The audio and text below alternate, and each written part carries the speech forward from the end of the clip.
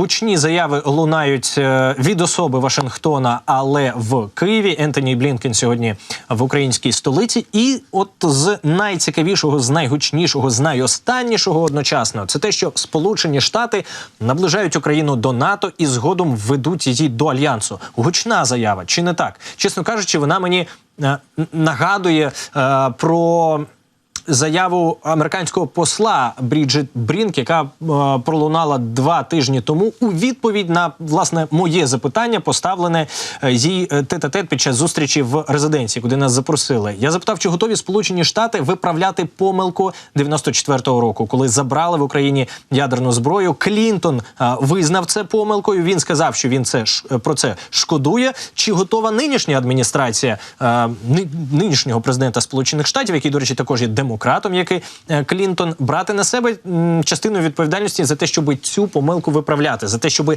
доводити Україну до перемоги, а не просто тримати в стані війни впродовж років чи десятиліть. На що почув, мовляв, слухайте, ми тут не просто Будапештський меморандум, ну, добре, я не почув насправді жодного слова, я буду називати речі своїми іменами, жодного слова про Будапештський меморандум, але почув багато про те, що в нас є на підході нова угода про гарантії безпеки, де все прописано дуже чітко. Є купа угод уже укладених, є купа угод на столі із ще десятками країн, які Сполучені Штати надихають ці країни і Україну підписувати. І також, що все це насправді є лише містком до того, щоб Україна вступила в НАТО.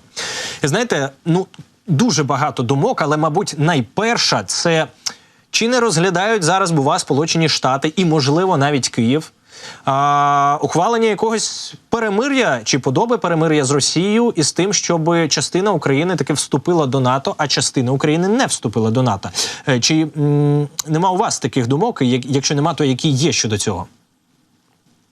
Я переконаний, що у нас у Офісу Президента, у влади в цілому таких думок точно немає. Принаймні вони їх публічно не озвучували, і ми навіть не чули якихось заяв, які можна було б опосередковано трактувати як такі, які могли б свідчити про наявність такого сценарію.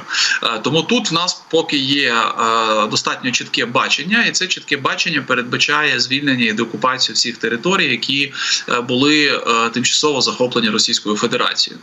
Чи є такі сценарії у наших партнерів? Я переконаний, що є. І тут не треба нам дивуватися, хвилюватися або, наприклад, злитися. Чому вони розглядають в тому числі такі варіанти? Все дуже просто. Дуже часто, коли ми згадуємо про наших партнерів і намагаємося розібратися, яких в них ставлення до того, що відбувається в Україні, що відбувається в контексті російсько-української війни, ми забуваємо про одну дуже просту річ, що механізми взагалі прийняття рішень в цих країнах дуже сильно відрізняються від наших. В тому сенсі, що там в основі знаходиться сценарний підхід.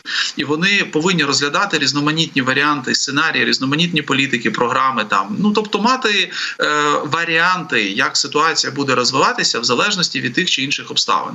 І, судячи з усього, якийсь сценарій, за яким, наприклад, частина України залишається тимчасово окупованою, менша частина, набагато менша частина, а більша частина, вона зберігає свою незалежність, суверенітет і вступає в НАТО, він може бути на столі у лідерів європейських країн, у президента Сполучених Штатів Америки. Але це просто поки що станом на сьогодні один із сценаріїв.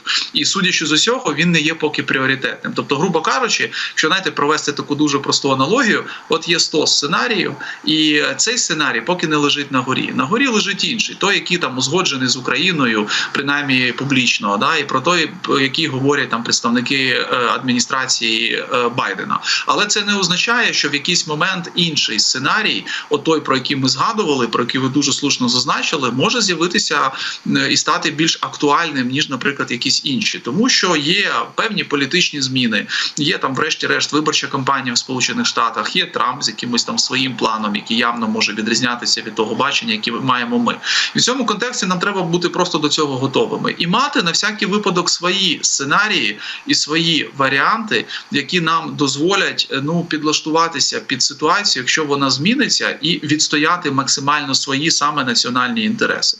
Тому треба бути готовими за великим рахунком до подібних речей. Але станом на сьогодні, мені здається, ініціатива зберігається за Україною. І от навіть в контексті цієї такої, знаєте, умовної човникової дипломатії ми бачимо зараз дуже багато поїздок, приїжджають в Україну різні гості.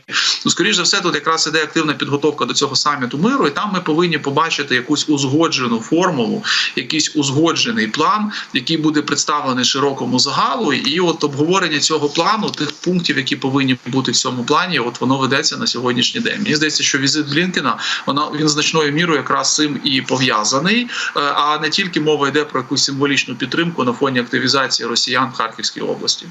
Пане Ігорю, от водночас із попереднього запитання випливає ще одне. Чому, в принципі, американці зараз так сильно акцентують увагу на цих безпекових угодах? Це якась така спроба підтримати Україну морально-психологічно, як і, власне, візит Блінкена, він цього не приховував, приїхав підтримати морально українців.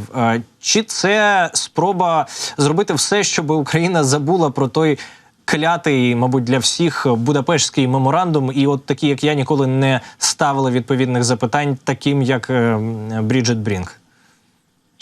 Дивіться, журналісти, політологи, громадяни якраз вправі такі питання ставити. Проблема для нас просто в тому, що американський істеблішмент, він про цей меморандум забув давним-давно. Я навіть вам більше скажу, на початку взагалі війни, яку проти нас почала Російська Федерація, тобто ще в 2014 році, потім в 2015 році, коли відбулася там анексія Криму, по суті, тодішні американські політики, дипломати, вони дуже чітко в кулуарах, звичайно, але це відома історія, сказали нашим дипломатам, що припиніть взагалі згадувати Будапештський меморандум, це нас дуже сильно дратує. Вони відчувають свою провину, це зрозуміло, але оскільки ми нічого не можемо виправити, документ таким чином виписаний, що він не накладає на нас ніяких зобов'язань, то давайте до нього не будемо повертатися.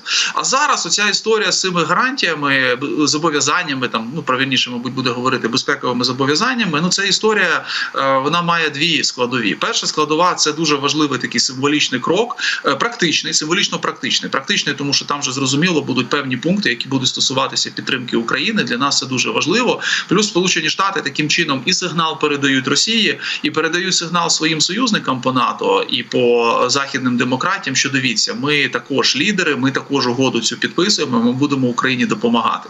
А є інший момент, такий, знаєте, більш утилітарний, він, можливо, нам не сильно сподобається, але ми повинні його мати на увазі, як то кажуть. Я не виключаю, що така активізація зараз роботи над цією угодою пов'язана з тим, що на саміті в Вашингтоні НАТО ми навряд чи просто отримаємо настільки пряме запрошення, як нам би хотілося. Розумієте, Блінкен сьогодні дуже гарні слова сказав, дуже правильні слова, дуже приємні слова. Але це слова людини, яка навіть не є президентом Сполучених Штатів. І він займає дуже важливу посаду. Дехто каже, що вона друга за значимістю в Сполучених Штатах, навіть вище за посаду віце-президента. Але це поки що слова. А от на саміті, скоріш за все, буде трошки інша історія. Там буде присутній наш президент, там будуть багато говорити про Україну, про підтримку і так далі, але далеко не факт, що ми отримаємо якесь пряме, чітке запрошення, деталізоване, як це, наприклад, у нас відбулося з Європейським Союзом. І в даному випадку такі угоди, вони є просто не альтернативою, ні, в жодному разі, але спробою якось трошки, знаєте, прикрасити оту ситуацію, яка складається, і показати, що ми ж не відмовляємося від підтримки, просто зараз поки такі умови, що ми це пряме запрошення, наприклад, зробити там не можемо. Або не можемо якось активізувати процеси вступу України до Альянсу. Чому? Тому що війна, тому що активні бойові дії, а от коли все це закінчиться, тоді ми відповідно про це подумаємо. Пане Ігорю, до подій також в стані ворога хочу повернути нас з вами, бо і там відбуваються важливі речі, і лунають навіть важливі заяви. Новий керівник так званого Міністерства оборони Росії Білоусов, якого називали технократом до останнього часу, який сьогодні нібито вступає на посаду, оголосив про свій новий курс, оскільки ця істота ніколи стосунку до армії прямого не мала. Вона, в принципі, вже за замовчуванням така собі конфліктна фігура, так має бути в системі російської Міноборони, і тим паче, що після його заяви, яка пролунала сьогодні в межах російського парламенту, ошибатися можна, врать нельзя. От про те, що врать нельзя, після цього навіть пішли чутки про нібито звільнення спікера російського Міноборони і світового символа брехні Конашенкова, але ні, зрештою з'ясувалось, начебто він залишається. Тим не менше, заходить на посаду і одразу зрозуміло, що якось він контрастує з усім тим, що ми собі знали і десь уявляли про російське Міноборони. А що, на вашу думку, сильніше? Оця от нова технократична, таке вкраплення технократичне в його особі. Ну і наскільки розумію, це ж все-таки Путін дав відповідний наказ, він ухвалив відповідне рішення, що така тепер буде тенденція в Міноборони. Чи все-таки оця величезна, гігантська, повільна система, вона з'їсть і переможе всі ці технократичні поползновення? Ну, я би дуже хотів вірити, що ця система зжере Білоусова і не дасть йому можливості зробити те, що він наобіцяв Путіну. Дійсно, вона дуже корумпована, вона дуже така інертна. Ну, це клани, по суті, да, які обсіли там російські ВПК, які на цьому заробляли. Зараз для них це єдиний взагалі інструмент заробітку, тому що санкції, неможливість десь там заробляти за кордоном, і олігархи також на це нам придивляються і намагаються урвати собі якийсь шматок.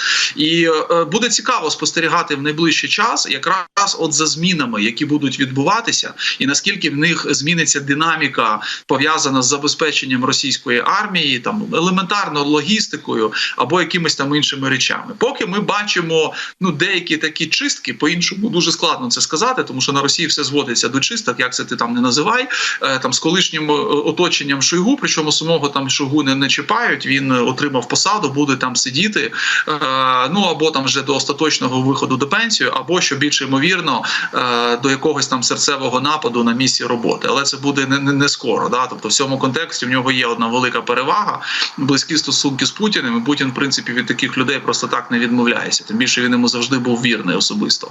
А от протистояння між цією машиною і Білоусовим, який прийшов, воно зараз буде дуже цікавим. Найближчі, я думаю, не тижні, звичайно, більше місяці. І ми тоді вже за результатами цього зможемо зробити висновок, наскільки він виявиться ефективним чи неефективним на своїй посаді. Але, дивіться, я би закликав поставитися дуже серйозно, насправді, до цього призначення з двох причин. По-перше, це деякий карт-бланш і таке, знаєте, і політична підтримка, власне, з боку Путіна, тому що, дійсно, коли він робить такі призначення, він же всім показує, що це, якби, моя людина, і, відповідно, ця людина буде мати прямий доступ до мене, і вона зможе робити те, що вона там вважає за потрібним, і узгоджувати вона все тільки буде, власне, зі мною.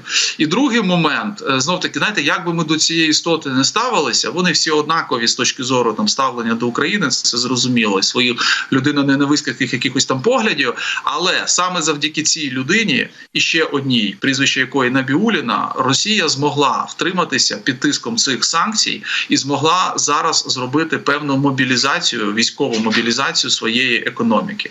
Тобто він такий економіст-плановик, але зараз саме це, планова економіка, командно-адміністративна економіка – це те, що Росії зараз, в принципі, потрібно в контексті цієї війни. І оце, змушує дуже уважно дивитися на цю людину і на ті дії, яка вона буде здійснюватися. Але будемо сподіватися, що все ж таки внутрішні оці історії, внутрішнє протистояння і те, що нанесли певний удар, це не з його подачі, це з подачі Путіна, зрозуміло, але вся ж увага буде на нього звернута. Нанесли удар по старим оцім представникам цієї військової так званої російської еліти, люди, які сиділи там десятиліттями в армії, хоча вони там до військової справи ніякого відношення не мають, але тим не менше. Оцей удар у вигляді там арештів і так далі, розбудить у цих військових так званих, знаєте, певні там амбіції, і вони цю людину зі сторони не приймуть. Тому що їх все влаштовувало, як було за Шойгу, абсолютно все влаштовувало, можливість красти, гарно там виступати на порадах, дуже там багато жити і так далі. І от якщо він зараз почне їх трохи прижимати, будемо сподіватися, що вони взбрикнуться, і це в результаті призведе до того, що система просто або розвалиться зсередини, або вона неефективно буде працювати. Тобто всі будуть робити вигляд у нього, що вони працюють, а він буде робити вигляд, що він якби керує і дає той результат, на який типу розраховує Путін.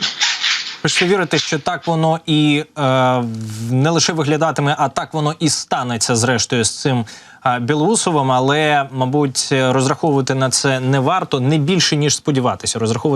Розраховувати варто лише на самих себе, ну і на західних партнерів, якщо ми дійсно кожен день з ними працюємо, на них в хорошому сенсі тиснемо. Наша, зокрема, діаспора, до якої я кожного дня тут постійно звертаюся і дякую найактивнішим її представникам і представницям, наші мігранти, біженці, біженки, ті мільйони людей, понад 10 мільйонів людей, які перебувають зараз за кордоном і пильно стежать за подіями в Україні, які можуть дійсно, як на мене, відігравати значну роль в плані рішень, які ухвалюються на Заході. Чи погоджуєтесь ви в цьому плані, пане Ігорю?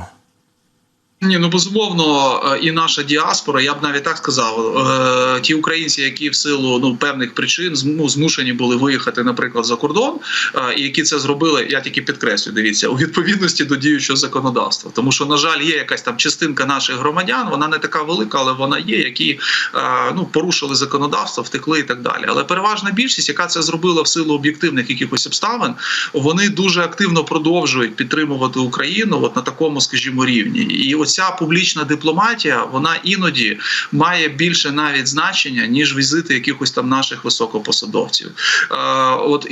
Знаєте, врешті-решт, історія, наприклад, з голосуванням за американську допомогу в Палаті представників, це історія про те, як саме представники громадянського суспільства, представники церковних організацій, церква – це інститут громадянського суспільства, змогли краще достукатися, принаймні на певному етапі до спікера Джонсона, ніж це робили до цього політики і всі ми, хто намагався якось звернути раціонально увагу його на те, що відбувається, а от звернення представників, по суті, громадянського суспільства виявилося набагато більш ефективнішим.